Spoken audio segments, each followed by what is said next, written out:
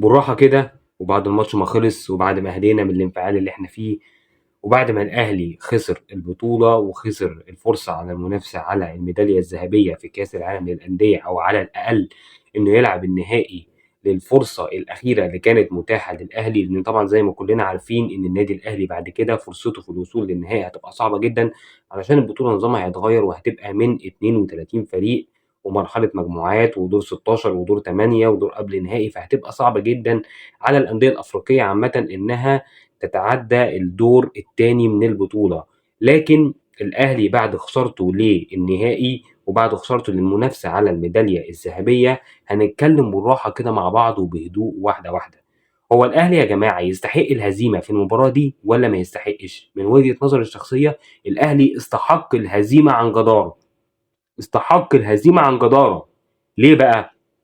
هتطلع ناس تقول لي ليه؟ ده الاهلي عمل ماتش كبير، الاهلي عمل شوط اول رائع، الاهلي كان ممكن يكسب لولا اضاعه الفرص الزياده. انا معاك يا سيدي، معاك ان الاهلي فعلا كان ممكن يكسب، لكن الاهلي ما يستحقش يكسب. يا جماعه كره القدم مش بالفرص، يعني مش الفريق اللي يجيب فرص اكتر واللي يروح بفرص اكتر على الجون هو اللي يكسب المباراه. كره القدم باللي يحرز اهداف. يعني انا دلوقتي فرقتي ما هجمتش اي هجمه ومن كره واحده من تسديده بعيده جبت جون وقدرت احافظ عليه، انا اللي كسبت. ماليش دعوه الفرقه الثانيه عملت ايه. الفرقه الثانيه ممكن تكون واكله النجيله، واكله النجيله حرفيا، لكن كره القدم في الاخر باللي يحرز اهداف. وده اللي عمله فريق فلومينينزي. فريق فلومينينزي طول الشوط الاولاني سايبك تلعب براحتك، لان هو لسه جاي من سفر ومن رحله طويله واعمار لاعبيه اعمار كبيره، فضحى بالشوط الاولاني كله. الشوط الثاني طبعا حصلت حاله من ان انت لياقتك نزلت خالص، هو استغل الحاله دي، وكان هو موفر المخزون البدني بتاعه طول احداث الشوط الاول، وانت استهلكت كل مخزونك البدني طول احداث الشوط الاول، فهو استغل النقطه دي كويس جدا، واستغل الضعف البدني اللي عندك وقدر ان هو يكسب المباراه. هتقول لي انا مضيع 6 7 كور وهو مضيع كورتين 3 او 4 يا سيدي، انا مضيع اكتر منه وشايط اكتر منه وخالق فرص اكتر منه. ما هي الكوره مش بالفرص. انت استحقيت الهزيمه عن جداره، انت ما تستحقش حاجه من المباراه دي ولازم تخسر. الاهلي يا جماعه عمل مباراه فكرني بيها بمباريات الفرق الافريقيه في كاس العالم، بالظبط كده. الفرق الافريقيه كانت بتروح كاس العالم تلعب كويس جدا وتخسر المباراه في الاخر. تلعب كويس جدا، يعني مثلا بتلعب ايطاليا، بتلعب فرنسا، تلاقيها بتلعب عامله اداء عالمي ومكسره الدنيا وما تجيبش جوان، وفرنسا راحت بهجمتين ثلاثه خلصت الماتش وجابت جونين ثلاثه وكسبانه 2-0 او 3-0. تشوف النتيجه تلاقي ان فرنسا كسبانه ثلاثه، تبص في الملعب فرنسا ما تكسبش الماتش اصلا. الاهلي عمل كده بالظبط. الاهلي ضيع اخر فرصه للجيل ده او للنادي الاهلي عموما ان ممكن ينافس على الميداليه الذهبيه والميداليه البرونزيه ببعض الاخطاء البسيطه الساذجه اللي ما يعملهاش فريق كبير في كره القدم. ومن الغباء يا جماعه، من الغباء ان انت بتعمل كل مره نفس الحاجه وكل مره بتستنى نتيجه مختلفه. يعني انا بقالي 4 سنين بدور على مهاجم، وكل مره بخش كاس العالم بدون المهاجم اللي انا عايزه، وكل مره بقول هعدي للمباراه النهائيه. انت مستني ازاي تعدي المباراه النهائيه وانت ما حلتش المشكله بتاعتك اللي هي المهاجم؟ ويوم ما جبت لي مهاجم عنده 35 سنه، قلنا ماشي يا سيدي ممكن يبقى فيه الرمق، ممكن نشوف منه حاجه كويسه. جه في اول ماتش خد طرد وغاب عن البطوله كلها.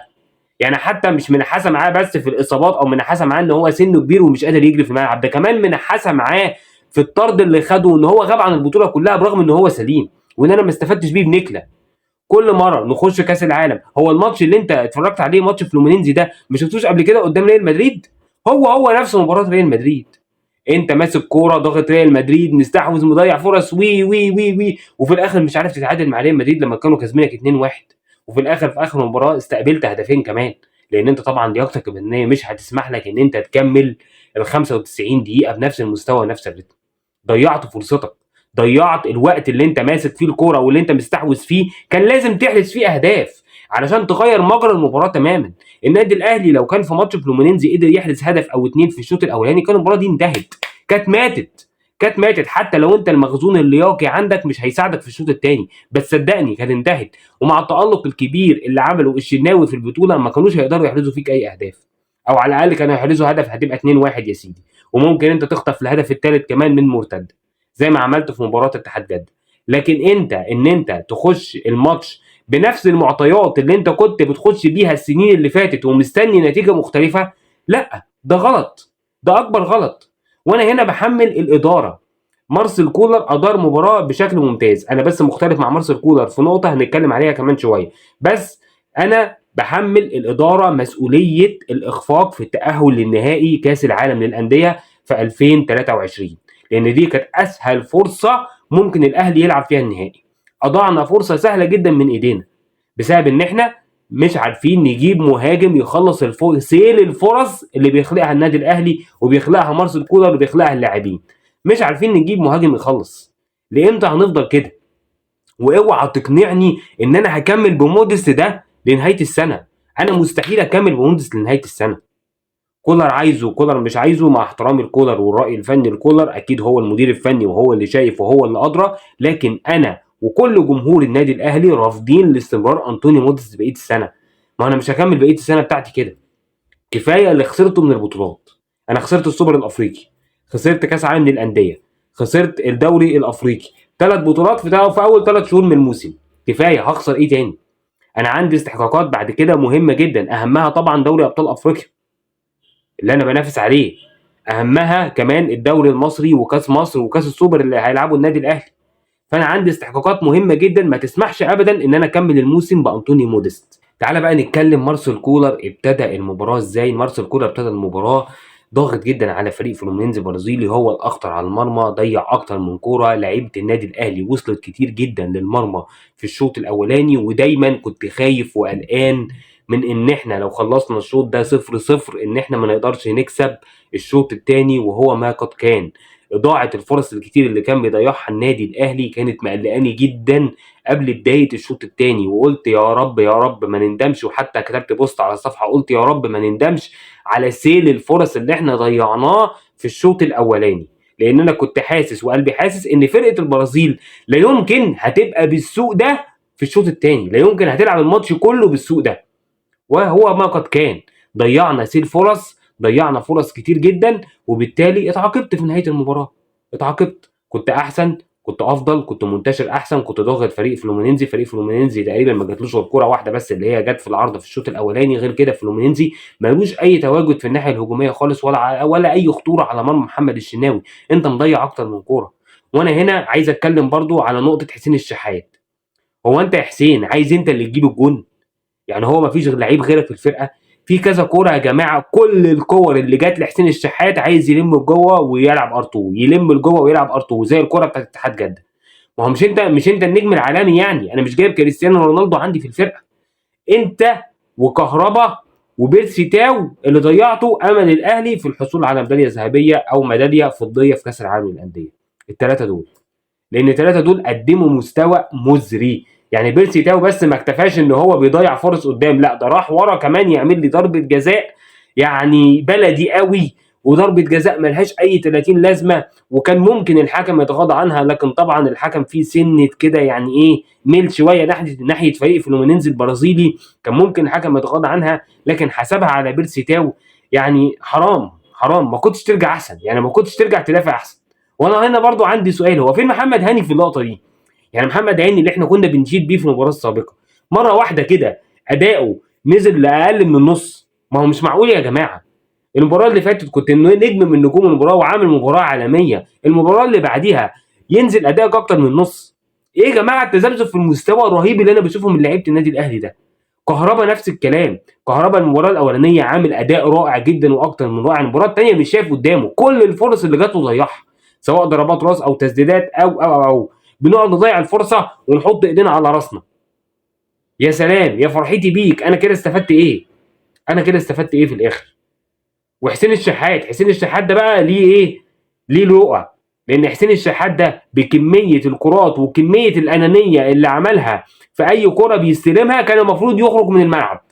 انا لو مكان مارسيل كولر كنت اخرج حسين الشحات من الملعب، لان اللي عمله ده مفيش لاعب كبير يعمل اللي عمله حسين الشحات. كل كوره عايز يجيب هو اللي جول. في كوره في الشوط الاولاني كان علي معلول فاتح له اوفرلاب، وكان ممكن يروح علي معلول انفراد، وممكن يروح علي معلول ويعمل عرضيه يحطها كهربا بمنتهى السهوله. لا، حسين الشحات عايز هو اللي يشوط. ونفس الكوره حصلت في الشوط الثاني، حسين الشحات عايز هو اللي يقطم لجوه ويشوط. يا جماعه يا جماعه، مصلحه الفرقه اهم من اللعيب. لما لعيب يفضل مصلحته الشخصيه وان هو يبقى نجم المباراه وان هو يتقال عليه هداف كاس العالم عن مصلحه النادي الاهلي، اللعيب ده يبقى عالة ولازم يقعد احتياطي، لازم يقعد احتياطي لغايه ما يعرف قيمه الفانيلا.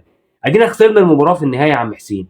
مبسوط دلوقتي يا عم حسين؟ ولا انت جبت الجون ولا سبت زمايلك يجيبوا جون؟ مبسوط دلوقتي يا عم حسين؟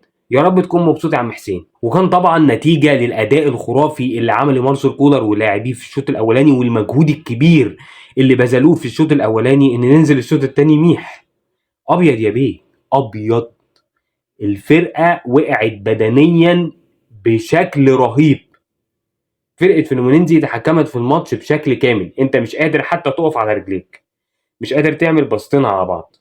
وبرغم من ده جات لك برضو فرصتين ثلاثه في الشوط الثاني وبرضو كالعاده ما قدرتش تستغلها. وانا لو هلوم حاجه على مارسيل كولر طول احداث المباراه هلوم عليه السيناريو اللي دخل بيه المباراه. انت دخلت المباراه بشكل ضاغط على فريق فلومينينزي، دخلت المباراه بان انت استحوذت على الكوره في الشوط الاولاني، خلقت اكتر من فرصه خطيره، لكن ما عملتش حساب اللياقه البدنيه في الشوط الثاني، خصوصا ان انت كنت لاعب مباراه قويه قبليها ب 48 ساعه بس مع فرقه الاتحاد السعودي، في حين ان فريق فلومينينزي اخر مباراه لعبها كانت يوم 7 ديسمبر يا جماعه.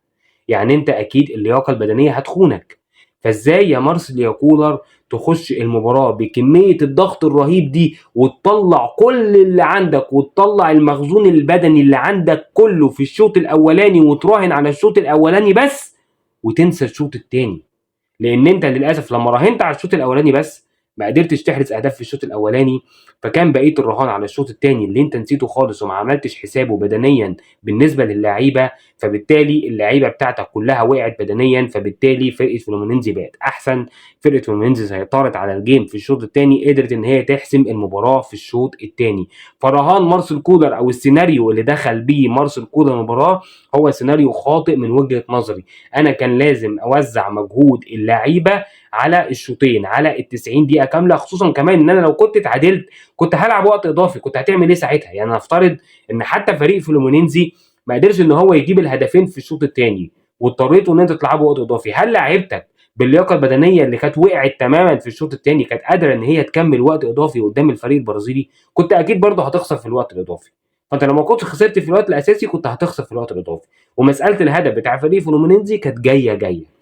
الحكم صحيح عليه علامات استفهام كتير في ضربه الجزاء اللي اتغاضى عنها لكهربا وضربه الجزاء اللي حسبها الفريق فلومينينزي البرازيلي، لكن انت مساله خسارتك للمباراه كانت مساله وقت، لان انت دخلت المباراه برهان وبسيناريو خاطئ تماما. كان لازم تعمل حساب ان انت لعبتك لعبه ماتش مع اتحاد جده من 48 ساعه وتعمل حساب المخزون البدني، وكان لازم توزع المخزون البدني على مدار ال 90 دقيقه. من وجهه نظري كان لازم تخش المباراه بالسيناريو الاتي: تسيب الكره لفريق فلومينينزي، تترك الكره تماما لفريق فلومينينزي وتستغل الثغرات الدفاعيه القاتله اللي الكل يتكلم عنها.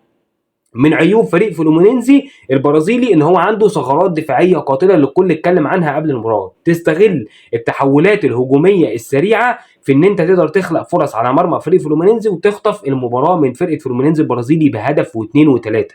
كان لازم تعمل، بس ده السيناريو الانسب، خصوصا ان انت اللياقه البدنيه مش هتساعدك ان انت تسعفك في الشوط الثاني.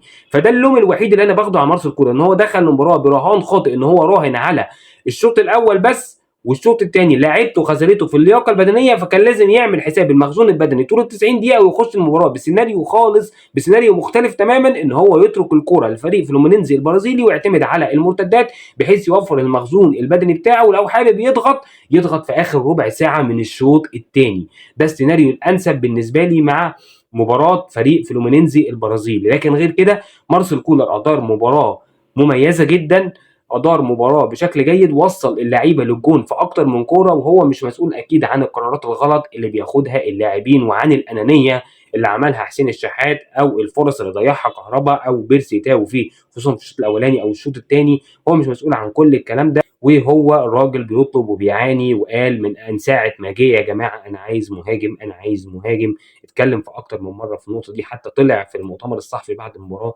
اتكلم على نقطه ضياع الفرص ونقطه ان النادي الاهلي بيعاني من عدم وجود مهاجم في الملعب. وبالنسبه للتغييرات يا جماعه، التغييرات ما عملتش حاجه للنادي الاهلي. يعني انت نزلت محمد طاهر مكان كهربا، ده طاهر هنا لعب مهاجم مكان كهربا، قفشه مكان اكرم توفيق. من وجهه نظري اكرم كان يطلع من نهايه الشوط الاولاني، لان اكرم ما ضافلكش كتير في نص الملعب. كريم فؤاد مكان بيرسي تاو، ما عنديش مشكله برده في التغيير ده، خصوصا ان بيرسي تاو هو المتسبب في ركله الجزاء، لكن انا عندي مشكله في التغيير الاولاني لان طاهر ما ضافليش كتير في الناحيه الهجوميه. كان رايي ان انت تسيب كهربا حتى لو مش موفق، كده كده الفرقه كلها دي اوف، لان برضو طاهر ما نزلش عمل الاضافه الهجوميه الكبيره وما عملش الفرق الكبير عن كهربا. وطبعا بعد النادي الاهلي ما دخل فيه الهدف الاولاني، النادي الاهلي اتفكك تماما وبقى يلعب بعشوائيه، بقى يلعب بعدم نظام في الملعب. وقصه استقبال الهدف الثاني ما هي الا ما كانت مساله وقت بس مش اكتر، يعني هي كانت مساله وقت والنادي الاهلي هيستقبل الهدف الثاني، هيستقبل الهدف الثاني. كنت متاكد من ده، ان الهدف الثاني جاي وجه فعلا في اخر المباراه احرزوا الهدف الثاني علشان يقضوا على المباراه تماما، والنادي الاهلي ما يقدرش ان هو يرجع في نتيجه المباراه ويخسر فرصه المنافسه على الميداليه الذهبيه او الفضيه في كاس العالم للانديه. اتمنى نتعلم من اخطائنا، اتمنى الاداره تشتغل في شهر يناير وتجيب المهاجم اللي النادي الاهلي واللي جمهور النادي الاهلي بيحلم بيه وبيتمناه، واللي على مستوى فرقه النادي الاهلي. لان عيب قوي عيب قوي عيب قوي لما يكون فرقه كبيره زي فرقه النادي الاهلي ما عندهاش مهاجم يخلص سيل الفرص اللي بيخلقها مارسيل كولر للاعبين في كل المباريات. بس ده كان كل اللي معايا النهارده. اتمنى لو الفيديو عجبكم تدعموني بلايك بشير، تشاركوني بارائكم في الكومنتات، تدعموني بلايك للصفحه لو الفيديو عجبكم. والسلام عليكم ورحمه الله وبركاته. السلام عليكم.